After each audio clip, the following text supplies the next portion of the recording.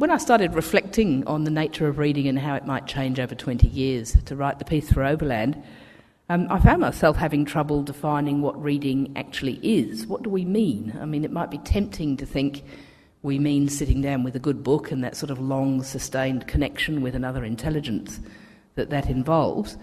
But I spent a fair bit of the summer when I was thinking about this article reading to my grandson, and I hope you think that I'm too young to have a grandson. He is actually my step-grandson, but we usually drop the step. He just turned 2 in January. Now, reading for him is a whole load of things. Number one, he has to have a physical book, and there's pages that he can stroke and things he can push that make noises and glittery patches and all that sort of thing. And it's partly an action of recognising a picture of the dog and then pointing to the actual dog and making that connection. And of course it's very social. He wants to do it with other people.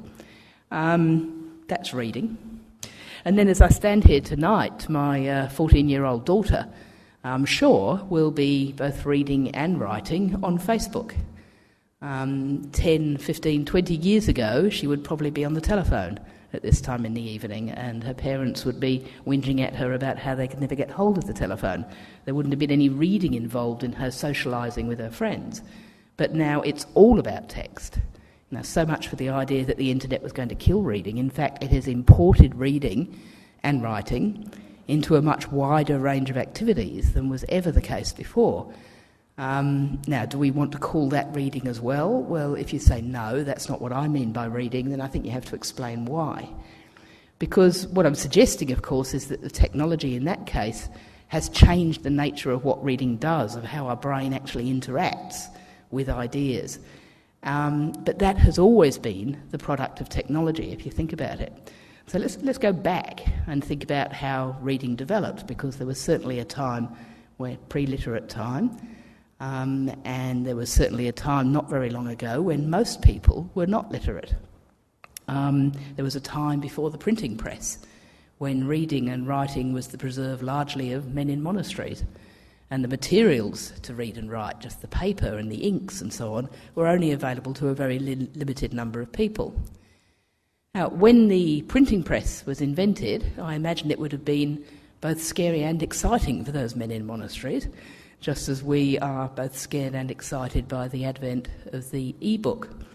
And of course the invention of the printing press changed just about everything about the way that human societies work.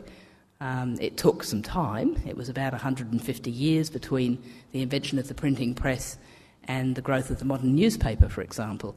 But over that time we had revolutions that were largely incited by printed material. We had the Reformation, which would not have been possible without the invention of the printing press and the spread of Martin Luther's ideas. We had the French Revolution, the American Revolution, and so on and so forth, the Civil War in England. Now, several things happened with the invention of the printing press, of course. The reading of an idea became separated from a direct interaction with the author of the idea. And so we began to get ideas coming up like objectivity, the idea that it was possible for an individual to write something that was in some sense objective or removed from their own personality and their own take on things. That's really, if you think about it, quite a strange idea, and maybe one of the things we're going to lose now that reading on the internet has become almost always interactive. So reading is not just the sustained focused attention on a single text. It's also, of course, about power. When we sit down with a good book and read it, it's really an act of consent. It's consent to allow the author to present us certain ideas and certain images and certain stories in a certain order, and we agree to that, really. But when my daughter, and my son for that matter, interact on Facebook, there's no point at which they give over consent in that way. They are equal participants in a process, and indeed they're even reinventing the language because I don't understand half of what they say. I've just found out that POS means parent on scene. So obviously there's stuff going on that I don't know about. So when we think about how things are going to be in 20 years' time, the temptation is always to think about how things are now as being somehow normal and natural, whereas in fact the way we read now is an incredibly abstract and technologically dependent thing, and it will continue to be a technologically dependent thing in the future. And it's going to be both good and bad. I think that it's beyond doubt that this year, 2010, will be the year that the e-reader, the electronic reader, becomes mainstream. I think you're going to be seeing them everywhere by the end of the year.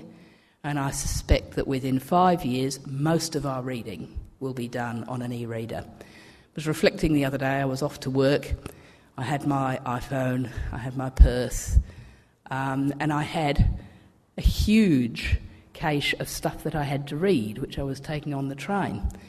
And I thought how much simpler it would be. All of this stuff had come to me as PDF documents that I'd printed out. How much easier it would be to simply load them onto the reader and be able to read them on the train that way. Of course I would do it that way if I had an e-reader, which I don't, but I plan to as soon as possible. So, I think most of our reading, most of our light reading, most of textbooks, most professional reading will probably be on e-readers within 5 years.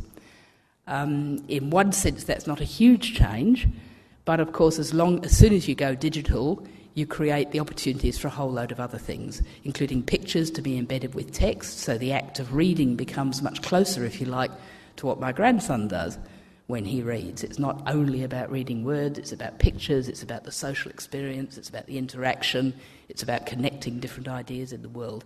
So over time, I suspect the technology will alter that idea. I'm conscious of the need not to run over time. How am I going? Oh, good. Okay, there's a few other things which, if you like, are sort of straws in the wind. By the way, when I say most of our reading will be on e-readers, I don't think all of it will be. I think my grandson will still want books that he can touch and feel and that will make noises and have pictures in them and so on. I think we'll still have coffee table books. I have no intention of throwing out my Jane Austen collection. So we will still have special books which are precious to us as objects, just as humanity hasn't got rid of illuminated manuscripts or the notion of calligraphy just because we had the printing press. But the social importance and the frequency of use of that old technology will change enormously. I'm sure of that. A few other straws in the wind. There's a couple of innovations which have happened just in recent times or which haven't even really happened yet. One is Twitter, which again, of course, is almost entirely text-based. You can post pictures and so on, but it's basically all about text. Even Skype, which is a phone call service, has found the need to insert a text messaging service within it. So text is everywhere. There is more text serving more functions than ever before. But the other is Google Wave, which is currently in beta form. If you Google Wave, you will come up on a lot of information on it. It's described by the developers as what you would do if you were inventing email now.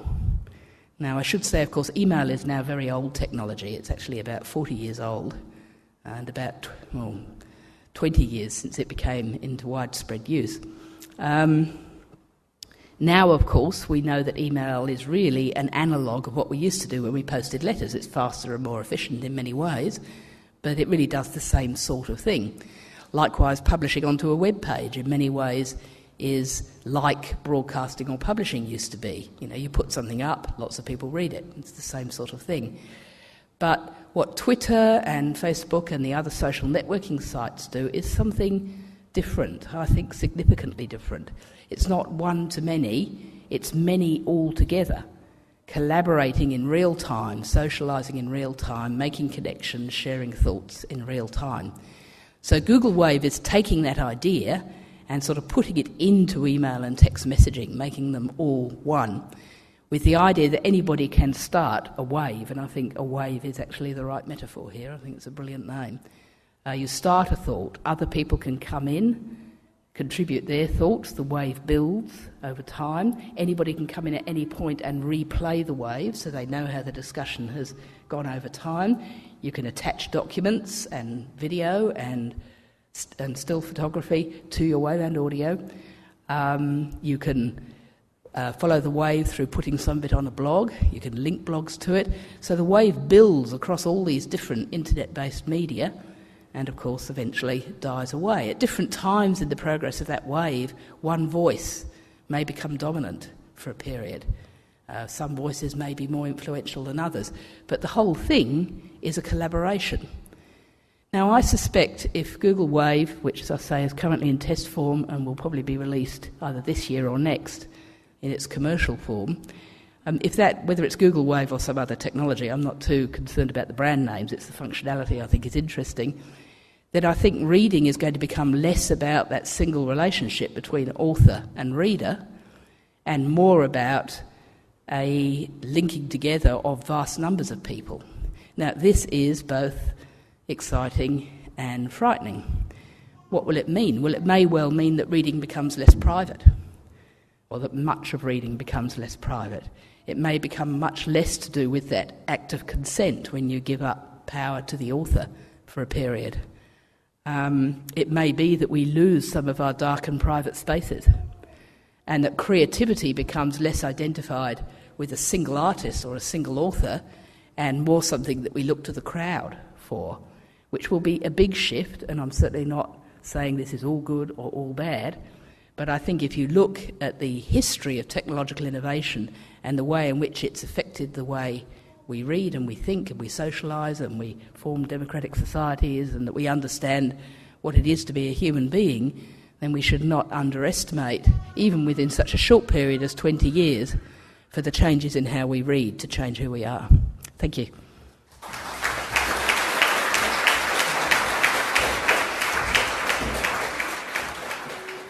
Now we will be hearing from Peter Craven, who's one of Australia's best-known literary critics. You'd know of his writings from The Age, The Australian, The Sydney Morning Herald, The Australian Literary Review.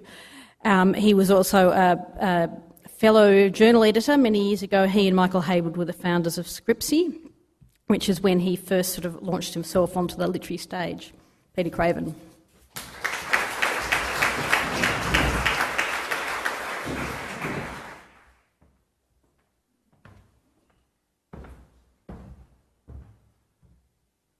Look, I write with a blocked Mont Blanc fountain pen that you have to dip in ink, and I write in a scribbled cursive script that cannot possibly be read by anyone who's under 50 years old.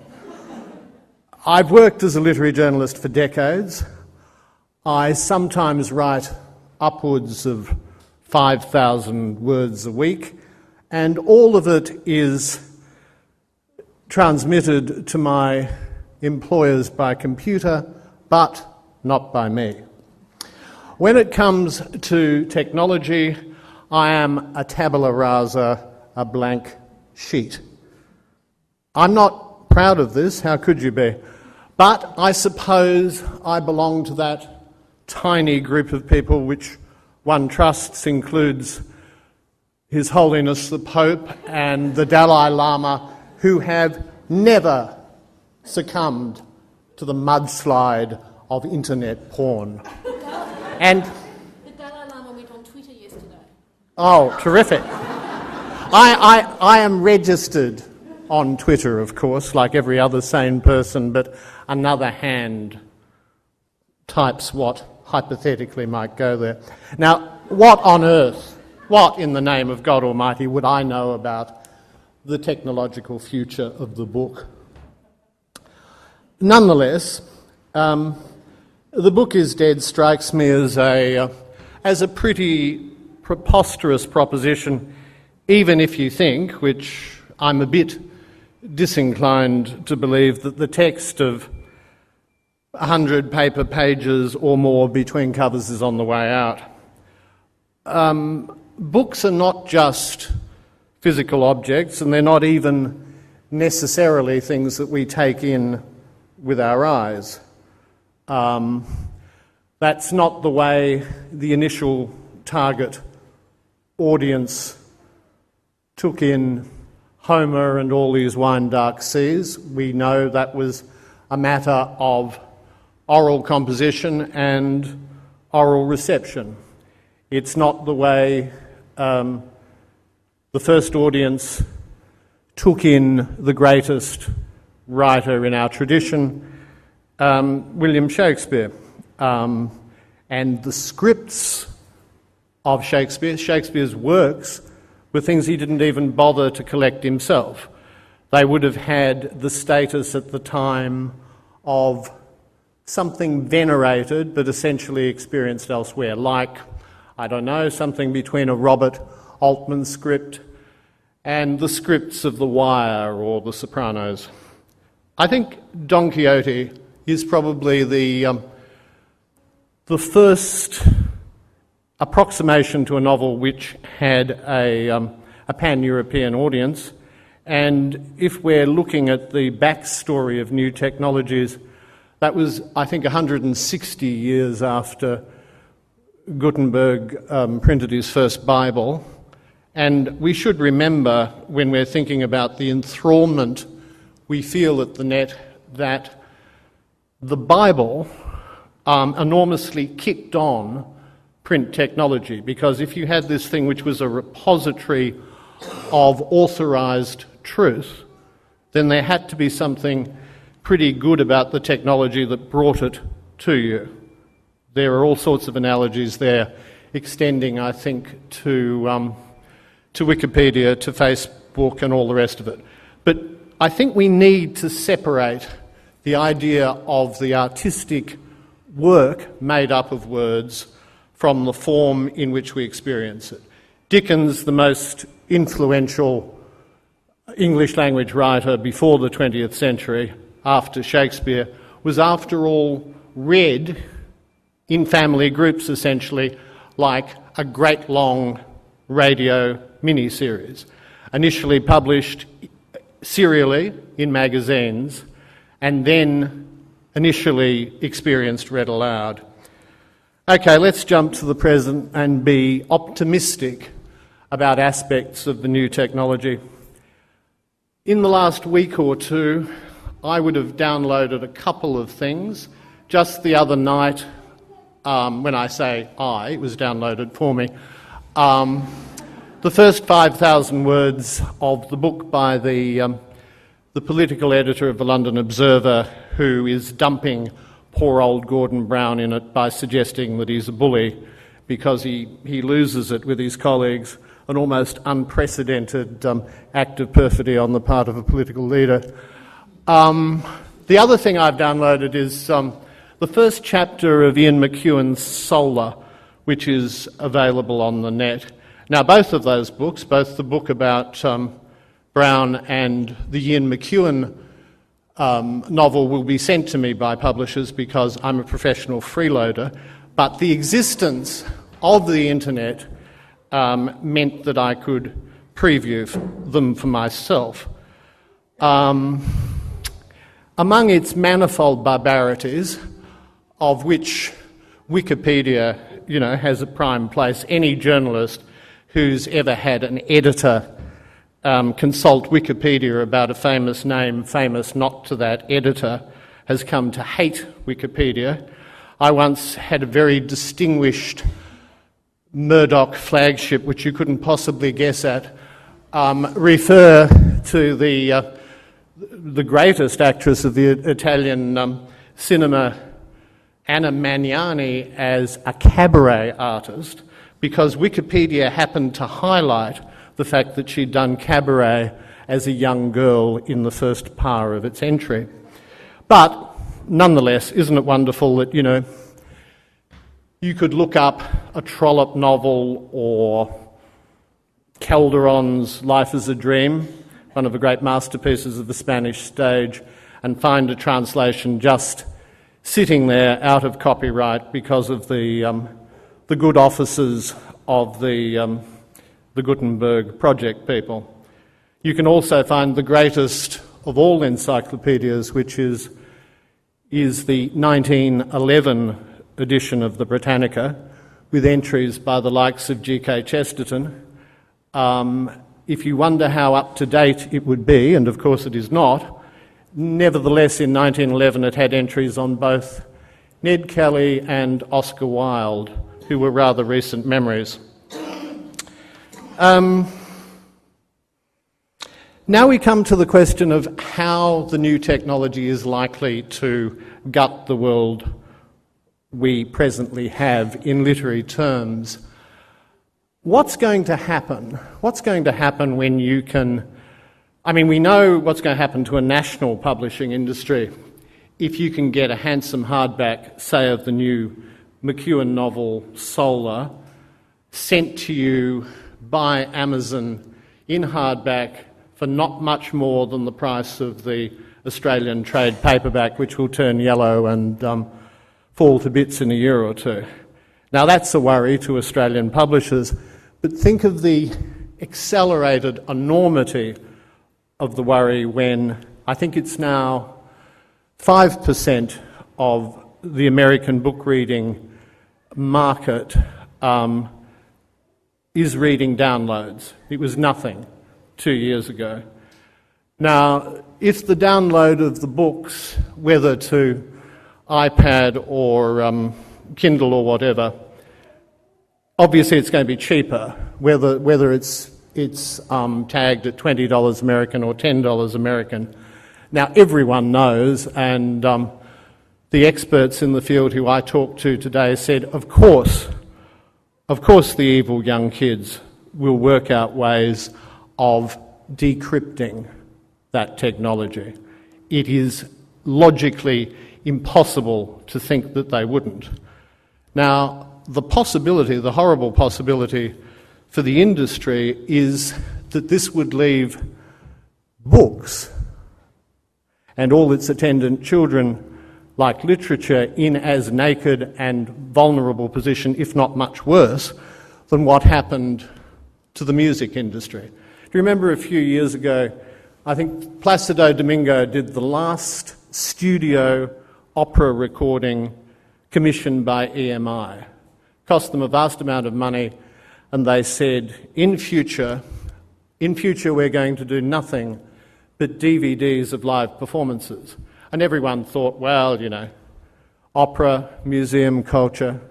Then it happened to Madonna. It's all a bit of a worry. The one thing I take some solace in is probably emphasised by going back to my initial point.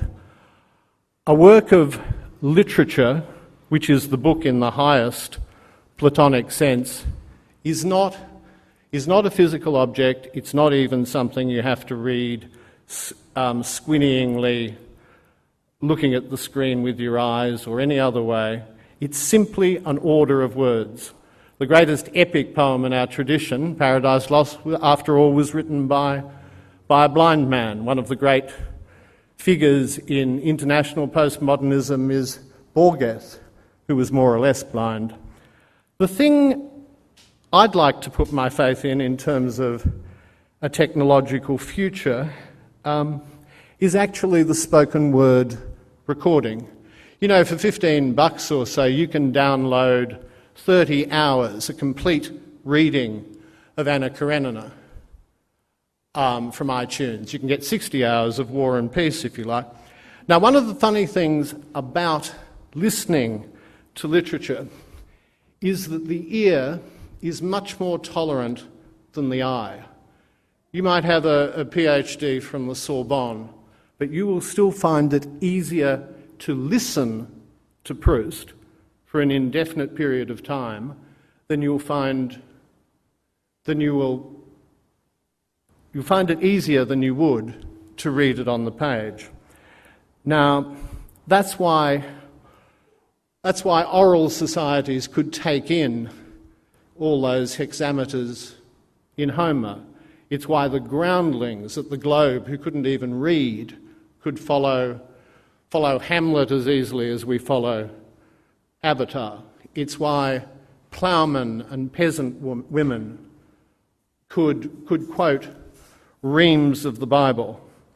I think what's going to happen is quite possibly that we'll become functionally illiterate in the visual sense, about the more elaborated literature of the past, the vast, complex weavings of plot in everything from, the tale of Genji, the great Japanese epic, to David Foster Wallace's Infinite Jest.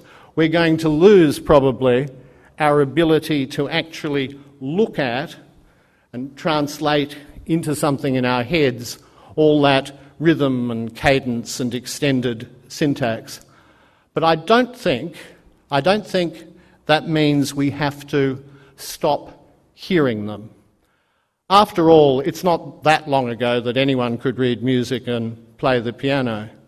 But you don't have to be able to read a Beethoven score or a Bob Dylan song. All you have to do is be able to listen to it. Now, literature, which is what I'm concerned with, the form of writing that aspires to art, and in aspiring to art, aspires to truth, that's something that you do not have to look at on a page or on a screen, but I think you certainly have to listen to it.